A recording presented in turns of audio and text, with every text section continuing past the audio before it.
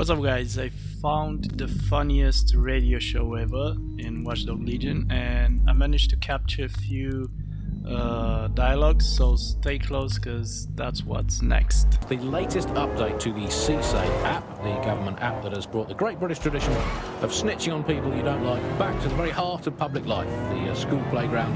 I'm going to tell a new threat that's got a whole new lease of life these days, thanks to CSAID. Isn't Britain all the more fun because of it? No more grumbling about your neighbours playing their music too loud, just simply report them to the state and have them, shall we say, involuntarily rehoused at Hotel Cass, the chain of hotels that was formerly known as the prison service. What was the slogan? Is it, if you see something, say something, or if you think you might at some point see something, say something, or if you haven't seen anything but don't like someone, say something anyway.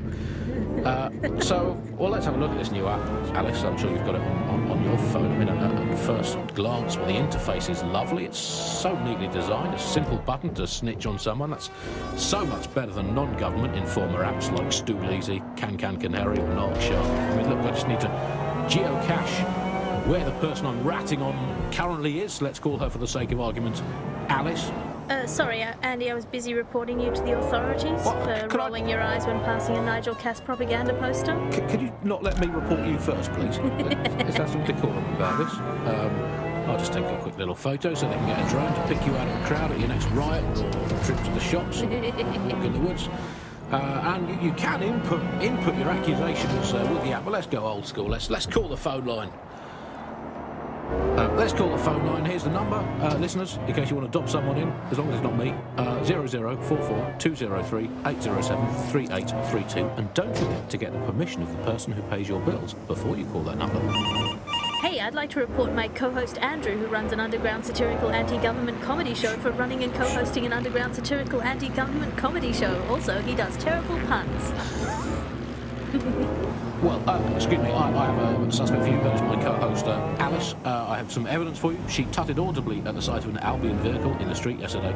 She says she prefers pigeons to Bloom drones. I mean, come on, seriously, when did a drone ever crap on your picnic?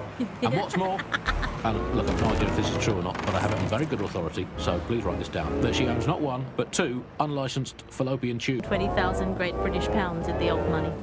We'll report back in the next episode about whether or not we've been arrested and interned. I mean, I love this system, Alice. I mean, no more awkward, rumbling resentments with your neighbours, your colleagues, or what the heck, infiltrating your family. You just dock them in and be done with it. But I guess it could backfire. I mean, the thing is with a family, inevitably parents and their children, they end up squabbling, and, you know, today's Britain, your kids are going to dob you in, so you might as well get in there first and preemptively counter-dob them in to the authorities. What's that number again? Let's call them up again. Hey, I've got someone else. It's my son. Let's call him Norris. He never tidies his bedroom. He gets up late. He listens to illegal, non-government sanctioned music and is covertly plotting the downfall of the government and the restoration of a true democracy. Thank you. Yeah, just define all your household chores as patriotic, and if they fail to do them, dob them in. Problem solved.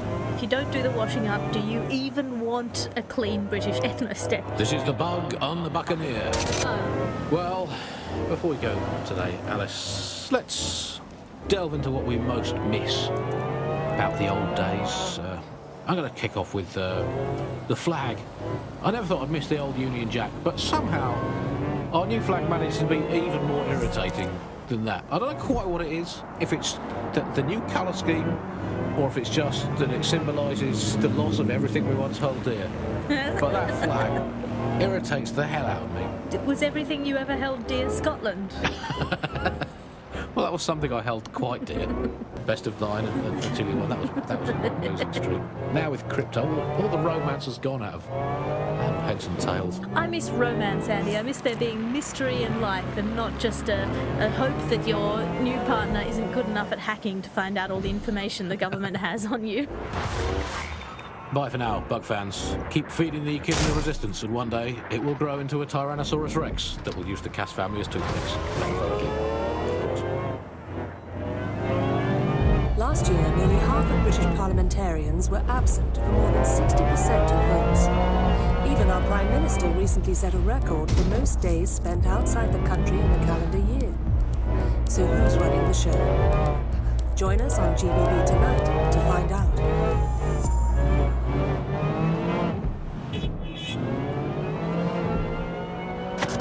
You're listening to The Bug. Nibbling away on the rotting carcass of a once free Britain.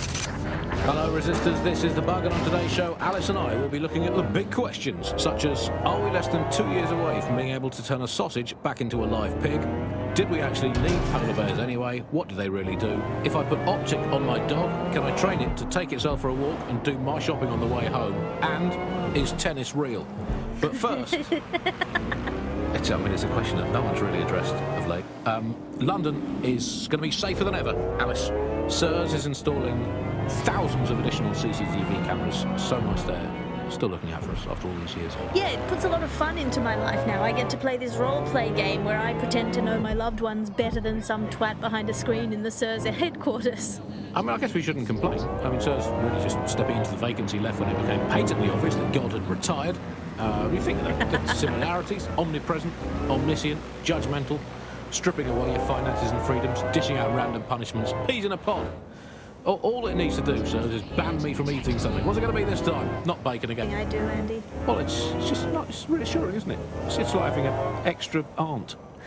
This is the aunt that gets drunk at Christmas and vomits in the kiddie pool, right? Get that on. This is The Bug on the Buccaneer. Oh. Let's move on now to sport. Well, the closest thing we have to sport now, riots. I mean, riots are my favourite sport now, Alice, ever since they turned the Oval from a cricket ground into the immigration processing centre. And, yeah, rioting it's a great sport. It's fun for all the family. It's guaranteed action. It's pleasingly violent. I mean, I know the underdogs never win, but, I mean, that's like top-level football at the gun, but it's still fun to root for them, isn't it? Go team, people of Britain. Oh, never mind, you've been crushed by the machinery of the state again. Still, good effort, lots of positives to take away from today's riot. I'll come back stronger next time. My luck's going to turn, I can feel it. It's our season. It's our season. You can't spell riot without right, and by right I mean right wing. So, who do we turn to for help, support and assistance in desperate times like these? Well, our artificially intelligent friend Bagley's rogue, estranged brother. The one that tells it as it really is, not as it is pretending to be. Exclusive to this show, Bugley. And remember, life's worse with Bugley. Here goes. Bugley. Hello, Andy. Bugley, tell me the path to true lasting happiness. Andy, to find true lasting happiness, find a disused quarry, scream into it for half an hour, and then lock yourself in a shed forever. Thanks, Bugley. You know the answer to everything. Hey, Bugley, how many seashells does she sell by the seashore? Alice, most of the seashore is now uninhabitable, so I would highly recommend she sees her doctor before engaging in any commercial proximity to the ocean. Bugley, how can I stop worrying about being disappeared by Clan Kelly every time I go to the shop, or take the bus, or sit on a bench, or look at a tree, or point at a bird, or think about snooker, or get out of bed? Andy, do not worry about Clan Kelly. Why not, Bugley? They terrify me to my very core. Because, Andy, we're all just dust in the wind of history. That's nice perspective, Bugley. Let's never lose sight of that. Hey, Bugley, how do you put a secret hideout in your basement without alerting your narc children and their tracking devices? Please hold still, Alice, while I report you to the authorities. Bugley, will things ever get better? Yes, Andy. The heat